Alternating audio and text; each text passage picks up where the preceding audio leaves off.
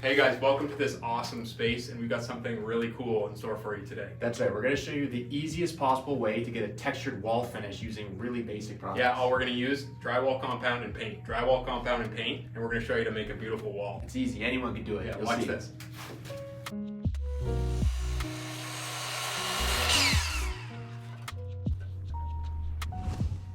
Okay, so the first thing that you want to do when it comes to creating your own troweled plaster finish wall is to select a color because, spoiler alert, all you need is paint and plaster. Bagged milk, bagged paint. Could work.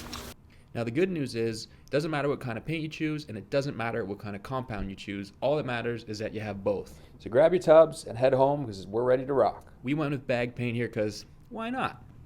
You never seen bag paint before? It's easy to mix. It's easy to pour. It's easy to open and seal. Easy to pour, easy to open and seal. Okay, so now you're gonna mix your paint up, then get your hats ready because it's time to party. Premier painter of the world. That's actually pretty good. I think I'll wear it.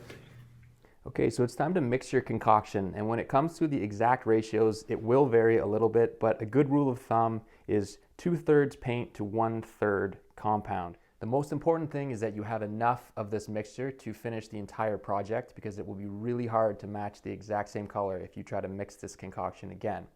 Now in terms of consistency, if you're finding that it's a little too runny and it's falling off your trowel, add a little bit more mud. That will help give it enough body to be able to work more easily. Now once you got everything in the bucket, make sure you mix it thoroughly. We use a drill. You can do it by hand. Just pretend you're churning butter.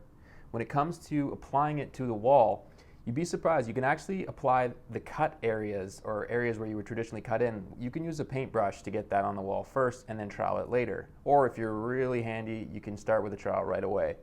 When it comes to applying the mixture to the wall, we found the easiest way to be a roller. Just any traditional roller, dip it in the bucket, slather it on the wall, and then just start troweling as soon as it's on the wall.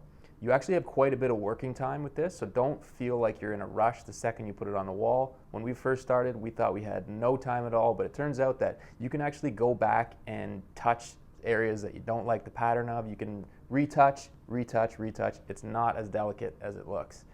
That's the beauty of this wall. It's pretty DIY friendly, and it looks like a professional did it every single time. So feel free to play around with different tools, different size trowels, different stroke patterns. You might find that you like it a little bit more crazy or less. You might like thicker areas, you might like some thinner areas. The point is that this part is up to you. Do whatever you think looks best because ultimately it all looks amazing. My throat's getting a little dry. You know what? DJ, crank the tunes up. I'm gonna take a break for a minute here.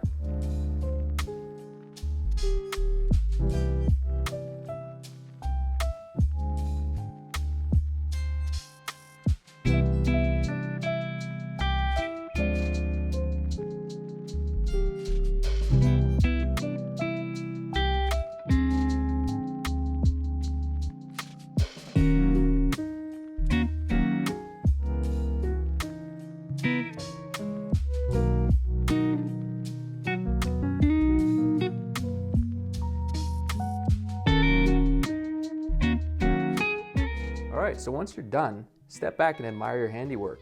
Did you hire a plasterer? No, you did it yourself. It's DIY friendly. All you need is compound and paint, and it looks amazing. So next time you're standing in a room wondering how you can make that room look better, don't just think of paint or wallpaper. You got textured plaster in your arsenal now.